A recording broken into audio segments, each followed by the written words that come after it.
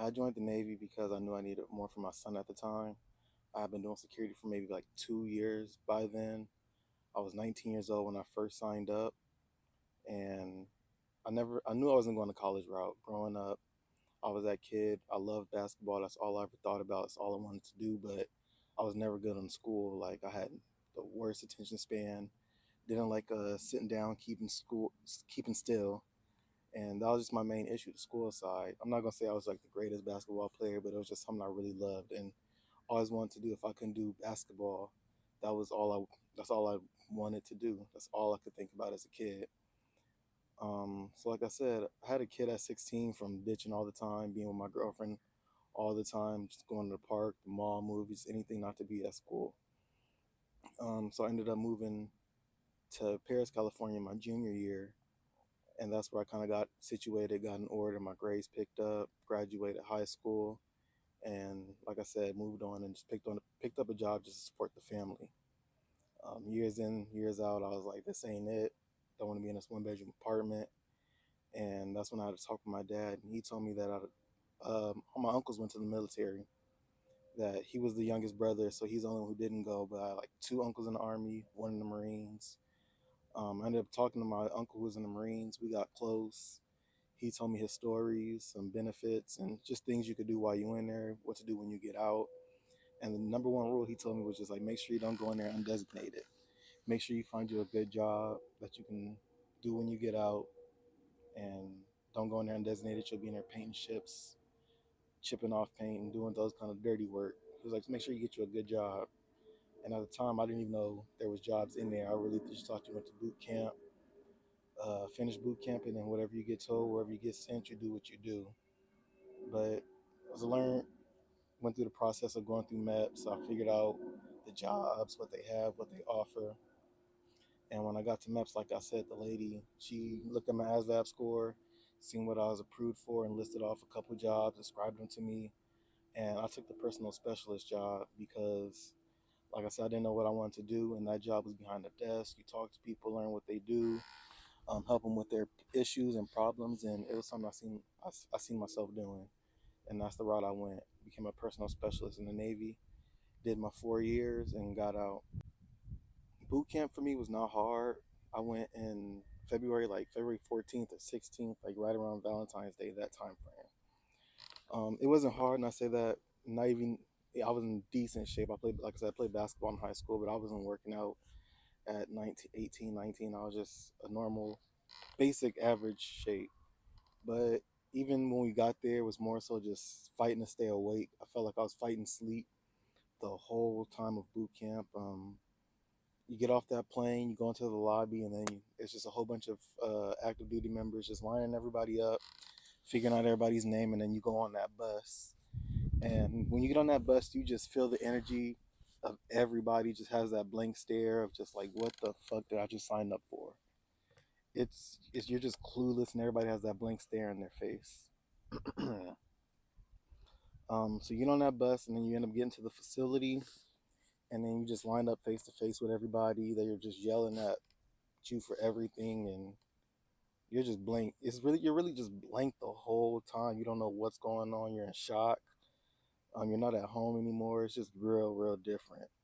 You go into this classroom. You're gonna get some boots, a little sweatsuit, a little cup to get drug tested right then and there, and then you go to your barrack room. That's how my first day went, and I got there like a Sunday.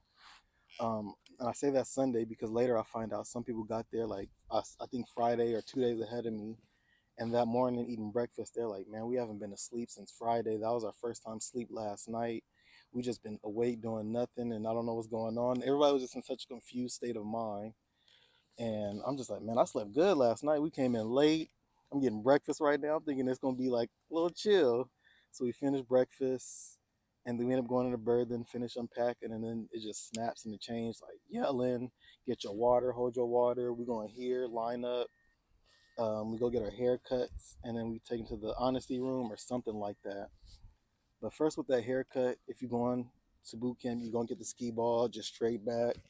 They don't care about your lineup, how your hair grow. You're gonna get it cut straight back. So after the haircut, you go to the honesty room, and that's where your recruiter.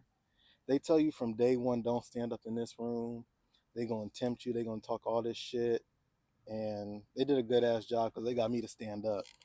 They had me feeling like a criminal. They're like, we got the FBI agents, we got people here ready to arrest you if you lied on your application. If you got anything, we gonna get you. I stood up so quick. I went to the back. I thought I was a criminal. I told them I got 4 parking tickets. They didn't even look up at me. He was like, get the fuck out here and go to Berthen.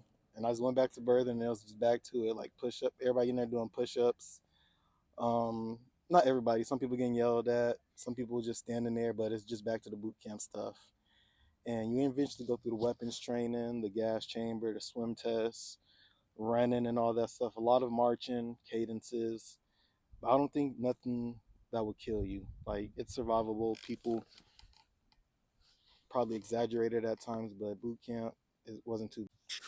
So once boot camp was done, I went to A school, and my A school was in Meridian, Mississippi. It was fast for me.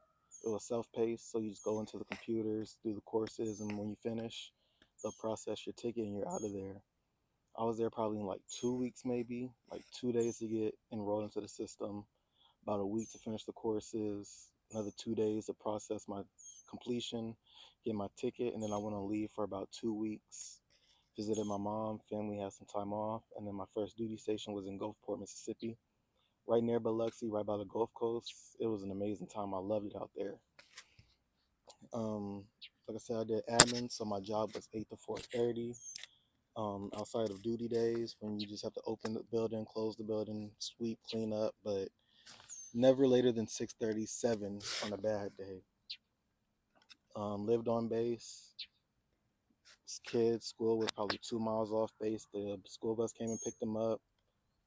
Coming from a 1 bedroom apartment, going to that 2 bedroom house, a little upstairs, downstairs. It was lovely.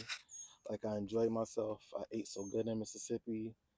New Orleans was about 3 hours away. My family's from there, my mom's side, and it was a good 2 years. But the people in the office, it was like 6 military people who were actually active duty. The rest were like 20-year veterans, 25-year veterans, big time vets, and they would just always tell us like, "This isn't what the ship is like. You're gonna learn your job good here, but this ain't what the ship is like." And they were right. They were right, but I enjoyed myself in Mississippi. I was thankful that I got shore duty for 2 years. I could learn my job, enjoy some time with my family, and then move on and see what the ship was like.